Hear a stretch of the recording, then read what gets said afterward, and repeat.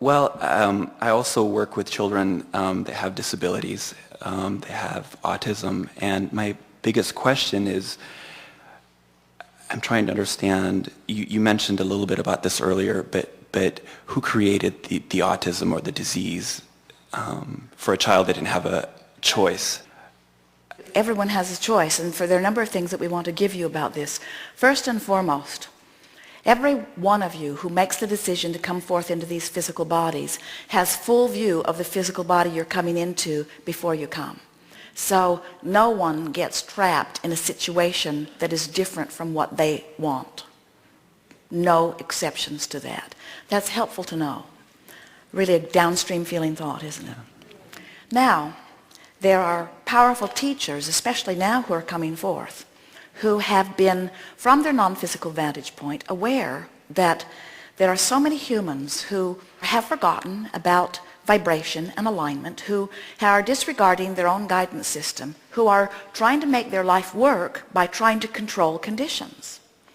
And the teacher in you knows that anybody that's trying to make anything better by controlling conditions is going to experience a life of futility, because there will always be those conditions you can't control, because it's not your job or your right or your ability to control what's going on in everybody's experience around you. Their lives are their lives to create and control.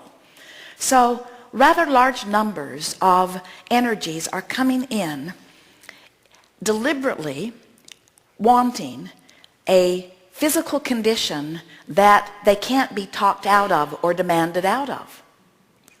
In other words, they say, I'll go forth and I'll be different enough that you can't pound this square peg into a round hole. No matter how hard you try, you're not going to be able to control me. I'm going to be free, you see. So as you interact with them, if you get the wonderful experience of interacting with them when they're not being challenged by a system that's trying to change them. In other words, imagine how frustrating that would be, to be fulfilling your intent from your source perspective and making it all the way into a physical body different enough that people can't control you, and then notice they're still trying to control you. That's the frustration and outrage that you see in them. They want to say to you, and if they were better with their words, they would say to you, wait a minute, I went to a lot of trouble to be different. You're supposed to leave me alone.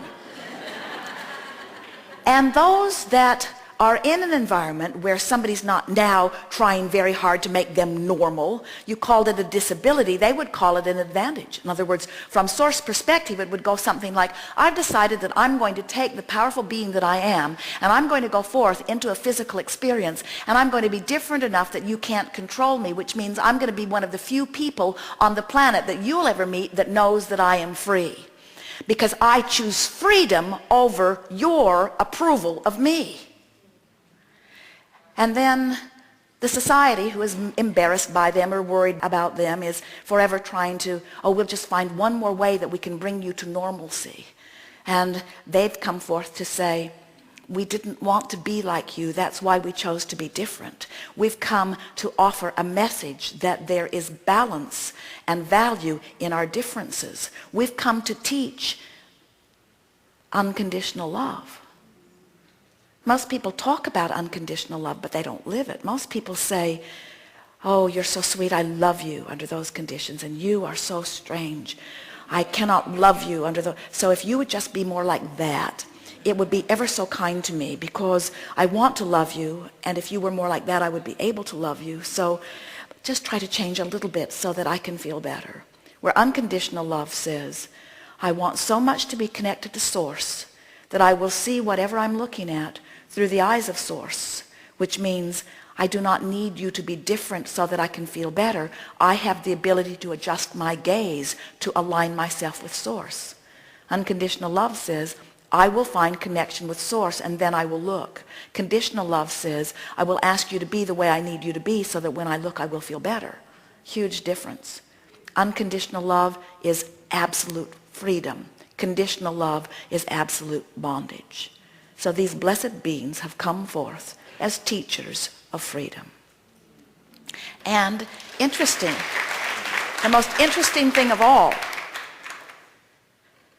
they feel free even when you try to control them. is such an interesting thing. So the autistic child feels free and isn't worried about anything. Have you noticed? Exactly. And the people that are trying to get them to be different so that they can feel better are in absolute bondage. Right. And the child says, I don't know what your problem is. And the teacher or parent says, you're the problem. And the child says, you kind of need to get over that because I can't change. If you're going to interact with me, you've got to discover unconditional love. And when you do, you'll be free like me. And then maybe so many of us won't have to come forth autistically in order to teach this to you. They're having a very good time. Yeah. Watch them up close and feel the joy of their being. And tell them, you need not change a hair for me. Bless you. That's right. Thank you.